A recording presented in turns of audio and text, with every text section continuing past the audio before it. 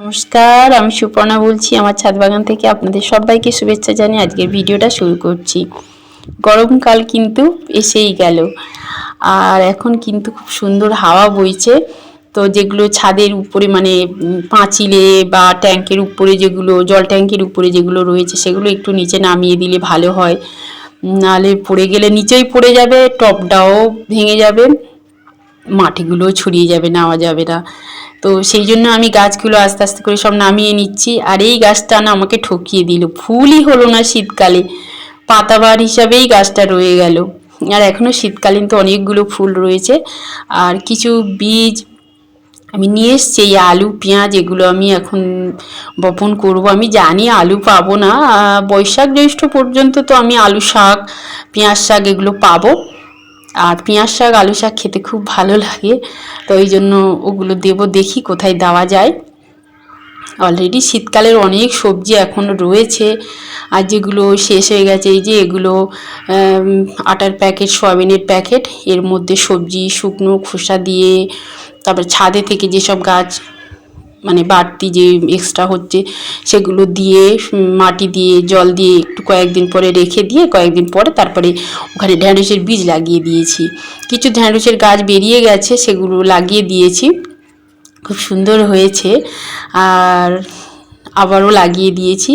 এটাই সব মানে ভালো হয় জানেন তো, বীজ দিলে কি হয়, বীজ থেকে কিন্তু ইচ্ছা মতো কিন্তু আমরা চারা গাছ তৈরি করতে পারি, চারা গাছ থেকে গাছ ইচ্ছা মতো লাগাতে পারি কিন্তু।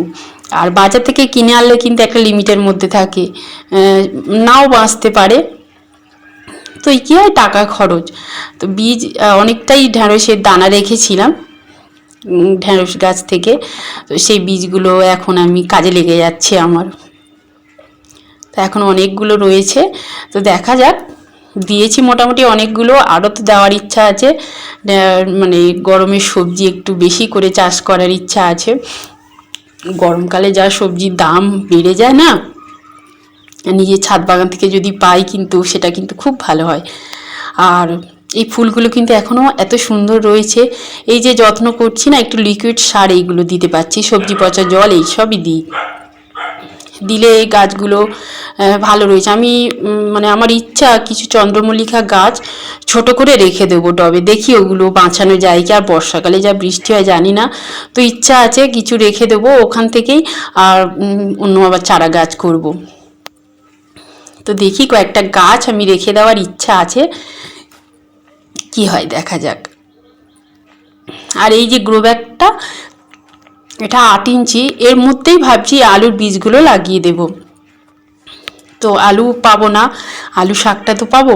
আলু শাক খেতে না ভীষণ ভালো লাগে। আর পেঁয়াজ, এই পেঁয়াজ শাকটাও লাগিয়ে দেবো, অনেকটাই বড় হয়ে গেছে। এটাও আমি মানে ছাদে থেকে অনেক শুকনো পাতা সবজির খোসা দিয়ে মাটি দিয়ে জল দিতাম, পচে গেছে। আজকে একটু মাটি দিলাম, আর এগুলো দিয়ে একটু জল দিয়ে দিলে ব্যাস। আর পরে ভাবছি একটু গোবর দিয়ে দেবো, এখন গোবরটা নেই, গোবরটা দিলে ভালো হয়। গোবরটা দিলে কি হয়, জলটা ধরে রাখে। আর এই সময় কিন্তু গরমের সময় বড় বড় বস্তা, এই ধরুন চালের বস্তা বা জলের ড্রাম, এগুলোতে কিন্তু গাছ লাগানো উচিত। বড় জায়গায় দিলে কি হয় বলুন তো, মাটিটা বেশিক্ষণ জলটা ধরে রাখে। আর ছোট জায়গায় দিলে না জলটা তাড়াতাড়ি শুকনো হয়ে যায়, গরমের সময় এমনিতে জল বেশি দিতে হয়। তারপর বর্ষাকালে জল পাস হওয়ার জন্য তার ব্যবস্থাও কিন্তু এখন থেকেই করে রাখা উচিত, এইরকমভাবে বেড করে রাখা উচিত।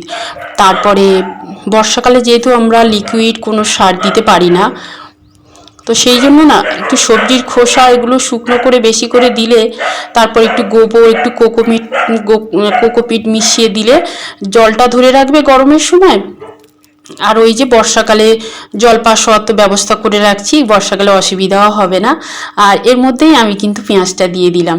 পেঁয়াজটা গাছটা কত বড় হয়ে গেছে, আর তাড়াতাড়ি কিন্তু গাছ পাবো, ওখান থেকে শাক পাবো। আর এর মধ্যে কয়েকটা ঢ্যাঁড়সের দানা দিয়েছিলাম, দু একটা গাছ বেরিয়েছিল, তো দেখা যাক আর বেরোয় কি। এটার মধ্যে না আমি এরকম গোবর টোবর দিয়েছিলাম, সবজির খোসা টোসা। তো 2 দিন 3 দিন যদি জল না দিই, তাতে কিন্তু কোনো অসুবিধা হয় না, ভিজে ভাব থাকে। তো অনেকটা বড় ভিডিও হয়ে গেছে, কিন্তু আমি পুরোটা দেব না, অর্ধেকটা অন্য দিনে আবার দেবো। তো আজকের এখানেই আমি শেষ করছি। আপনারা সবাই ভালো থাকবেন, আর যারা শেষ পর্যন্ত দেখছেন, যারা দেখছেন তারা সাবস্ক্রাইব করবেন, কমেন্ট করবেন, লাইক করে ভালো থাকবেন।